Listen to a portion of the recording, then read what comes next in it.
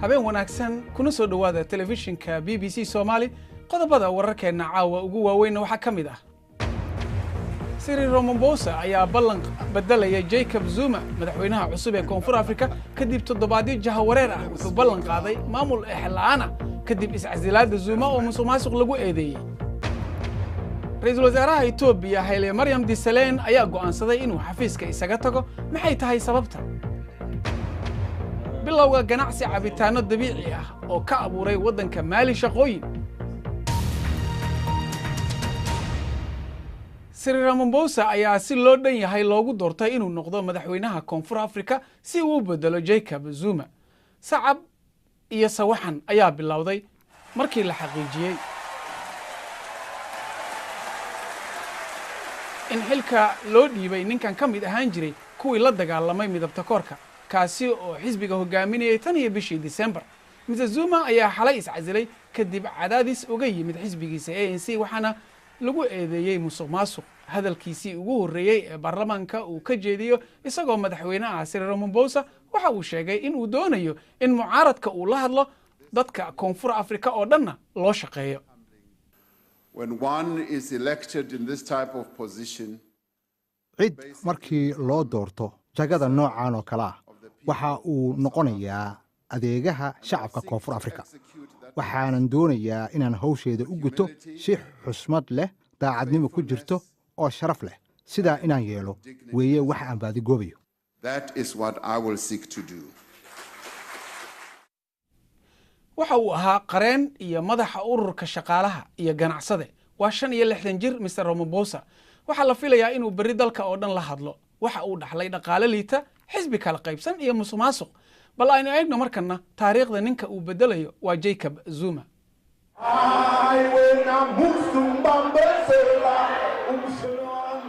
waxaa loogu wici jiray madaxweynihii shacabka wuxuu ahaa maxbuus siyaasadeed oo firfircoon oo aan waxbarasho caadiya soo marin oo qabtay xilka ugu sarreeya laakiin Jacob Zuma magaciisa waxa lala xiriiriyay musuqmaasuq shacabka ayaa aad uga carooday markii lagu eedeeyay in qoys maalqabeen oo Hindi ah Guptas uu ogolaaday inay saameyn ku yeeshaan shaqooyinka dawladda labaduba waa ay beeniyeen waxa kale oo jirtay fadeexad lacag malaayiin ah oo lagu bixiyay gurigiisa miyiga ku yaal waxay ahayd in lagu bixiyo lacagtaasi horumarinta amniga laakiin waxa lagu bixiyay arrimo ay kamid ahaayeen goob lagu dabaasho dib ayuuse u soo celiyay lacagtaasi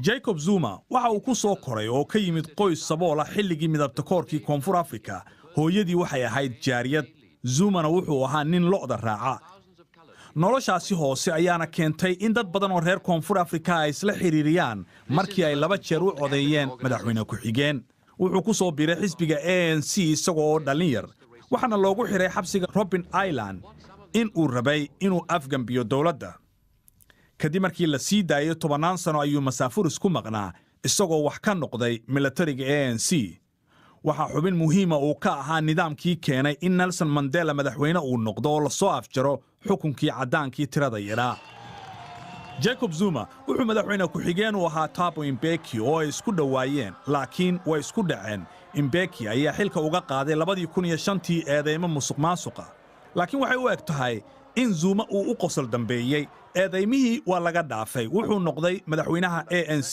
saaxiibkiina cadow ayuu isu bedelay waxaana lagu qasbay inuu xilka ka dago xitaa eedayn kufsi ah waxba uma dhimin shacbiyadiisii Zuma dambi laguma helin laakiin wuxuu qirtay in uu u galmooday cinjir la'aan haweenay isagoo oo ogaa in ay qabtay HIV/AIDS waraysi uu BBC-da siiyey ayaa Zuma uu ku qirtay khaladaad laakiin uu wax ka bartay balse waxa uu beeniyey eedeymaha musuqmaasuqa waxaan u maraynayaa waa khalad ay idinku samaysaan waxaan idhi hadda 2 dacwadood ayaa isaaran dacwad warbaahinta ah iyo dacwad maxkamadeed waxaan leeyahay khaa'in ma ihi dadaalkiisii yaraynta saboolnimada ma dhammaystirnayn dhaqaalaha hoos ayuu u dhacay markii uu xil ka qaaday wasiirkii dhaqaalaha oo ahaa mid aad loo qadarin jiray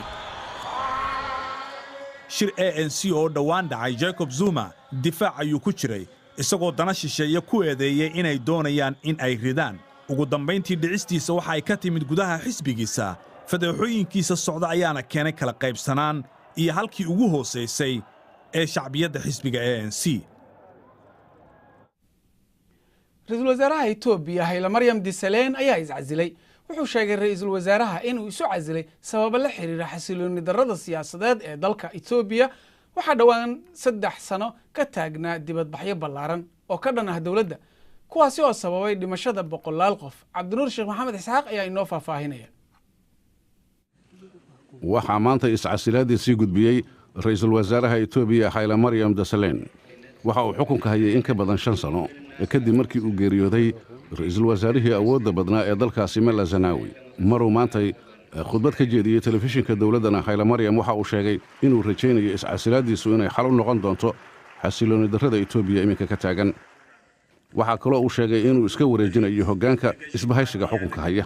waxaa kaloo uu sheegay in uu xilka sii hayn doono tan iyo inta laga dhammaystirayo xil wareejinta. isbahaysigan oo ka kooban 4 xisbi ee maamula dalka ayaa waxaa iminka ku jiraan shir degdega. iscasilaadda ra-iisul wasaaruhuna waxay ku xidhan tahay baarlamaanka oo oggolaada. xilkan uu ku dhawaaqay inuu ka degayo ra-iisul wasaaraha Itoobiya waxa ay daba joogtaa sii deyntii 100 maxaabiis oo ay ku jiraan siyaasiyiin iyo suxufiyiin.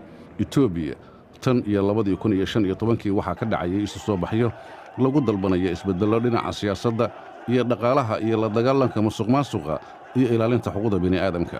doorashadii 2015 ka dhacday dalka Itoobiya ayaa Haile Mariam isbahaysigiisani waxa uu ku guulaystay dhammaan kuraastii baarlamaanka.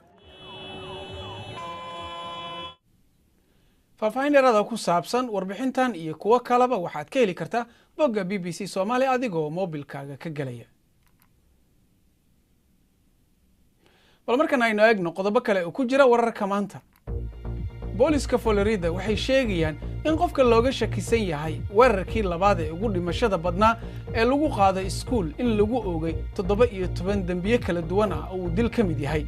ninkan oo 19 jir ah Nicholas Cruz waxa uu hadda ku xiran yahay saldhig booliis. 17 qof ayaa ku dhimatay weerarka, 14 kalena cisbitaalka ayay ku jiraan. afhayeenka aqalka wakiilada Paul Ryan waxa uu sheegay in weerarka Florida uusan halis ku ahayn xuquuqda shacabka ay hub ku haysan karaan.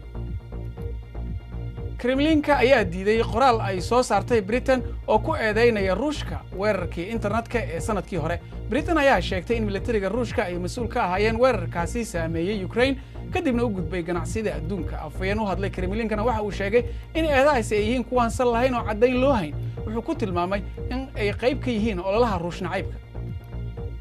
cilmi-baarayaal Faransiis ah ayaa daboolka ka qaaday xiriirka weyn ee ka dhexeeya cuntooyinka aadka loo warshadeeyay iyo khatarta korortay ee kansarka.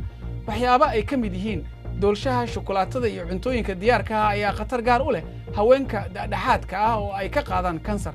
khubarada taxadar ayay muujiyeen, balse waxay ku talinayaan in la cuno cunto caafimaad leh oo isu dheelatiran. Morgan Tsvangirai oo ahaa macdan qode noqday ra-iisul wasaarihii Zimbabwe ayaa dhintay. waxa uu dhashay 10 Maarch 1952. waxaa ku dhacay kansarka xiidmaha. wuxuu geesi ku noqday halgankiisii dimuqraadiyadda, wuxuuna Mr. Tsvangirai caan ku yahay inuu ku guuldaraystay doorashooyinkii uu kula tartamay Mugabe. BBC-da waxay dib u milicsanaysaa nolosha ninka wax badan ka bedelay siyaasadda Zimbabwe. wuxuu ahaa hogaamiye adag oo ka mid ahaa kuwa ujeeddada leh ee Afrika, balse Tsvangirai alaaba ma heli jirin fursadaha. ma uusan lahayn aqoonta aasaasiga ah, kamana mid ahayn halgamaayaashii, laakiin wuxuu ka samaysnaa kalsooni. caannimadiisiina way korortay.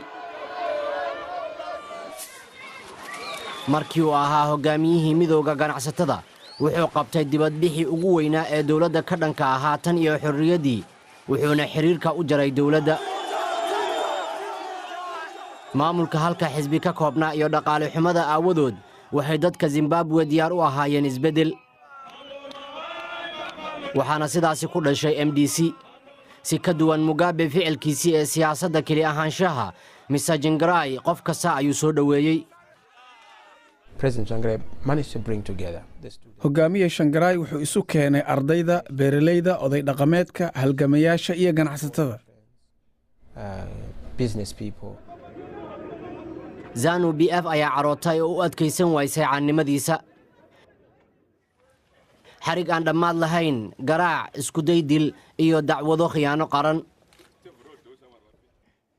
Mugabe waxaa saameeyey doorashadii ugu horeysay ee Tsvangirai uu guul ka gaaray kaasoo markii dambe ka haray loolanka sababo la xiriira codxatooyo iyo rabshado. haddii aysan ahaan lahayn khiyaanada loo dhigay Morgan ee isaguna uu aqbalay, madaxweyne ayuu noqon lahaa xilligan. Morgan Richard Tsvangirai. balse dad badan waxa ay ka niyad jabeen markii uu aqbalay inuu ra'iisul wasaare u noqdo Mugabe kadib heshiis awood qaybsi. doorashadii xigtay si ba'an ayuu ugu guuldaraystay. wuxuu sheegay in laga xaday codadka, kuwa dhaleeceeyana waxay sheegeen in sharaftiisii ay luntay. nolosha raaxada leh ee ZANU waxay ka fogaysay kuwii ay isku mihnada ahaayeen. ugu dambayn ma ahan Mugabe iyo isqabqabsiga xisbigiisa midda soo afjartay hawshiisa siyaasadda, balse waa kansarka xiidmaha hoose. kuma guulaysan inuu Mugabe kursiga ka kiciyo, balse waxaa lagu xasuusan doonaa Tsvangirai geesinimadiisii iyo u dagaalankii dimuqraadiyadda ee ugu dambayn soo afjartay xilligii Mugabe. markana wararka ugu waaweyn ciyaaraha waxaa ka mid ah Cristiano Ronaldo ayaa noqday ciyaartooygii ugu horeeyay ee 100 gool dhaliya horyaalka kooxaha Yurub isaga oo hal koox u ciyaaraya. tirada goolasha uu dhaliyay Real Madrid ayaa gaaraya 101, saddex ka mid ah goolasha ay PSG kaga badiyeenna isaga ayaa laba dhaliyay. ciyaaraha kale waxaa ka mid ah Liverpool ayaa markii ugu horeysay u soo baxday 9 sano kadib iyada oo kooxda Port 5-0 kaga badisay. maalin weyn ayay u tahay koobka labaad ee kooxaha Europa League waxaana ciyaaraya 30 naadi. Arsenal waxay wada ciyaarayaan naadiga Sweden ee Östersund. Danny Welbeck ayaana ah weeraryahanka Arsenal ee kaliya ee la og yahay ee ciyaarahaasi safanaya. maalintii lixaad ee Olombikada qaboobaha dadka ka qayb galaya tartamada barafka ee rag iyo dumarba waxa ay dib ugu soo noqonayaan loolanka markii dabaylo ay sababeen dib u dhac. laakiin waxa taariikhda dhigay Aukasi Brimon kaasi oo noqday ninkii ugu horeeyay ee Ghana oo hela abaalmarinta tartanka skeletonka. sidoo kale Anthony Watson ayaa dhanka Jamaicana bilad u qaaday. gabar ganacsata ah oo dhalatay Mali, Aisaidia Kite ayaa furtay shirkad cabitaanada kadib markii ay ka qayb gashay kulanka maalgashiga Mali oo ay ka fahantay baahida loo qabo cabitaanadan. shirkadeeda ayay uga magac dartay geed ka baxa gobolka Saaxil. waxay shirkadda Asiyaat hadda soo saartaa 1,000 cabitaan maalin kasta iyada oo sidoo kale shaqaalaysay 65. Caaisha Afrax ayaa ka waramaysa. ka ganacsiga cabitaano saafi ah oo laga sameeyay khudaarta ayaa kordhinaya dhaqaalaha dalka Mali.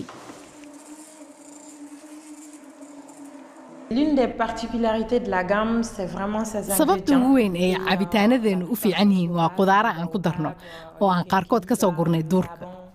waxaan la shaqaynaa koox beeraley ah oo aan ka gadanno khudaarta.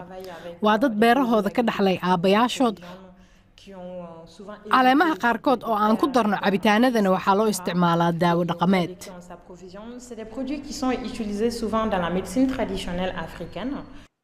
Asaatadiya Kite waxay shirkadeeda cabitaanada ee Zaban ay furtay 2016 kadib markii ay Faransiiska ku soo baratay cilmiyada ganacsiga iyo beeraha. hadda waxay shirkadeedu shaqaalaysiisaa 65 qof.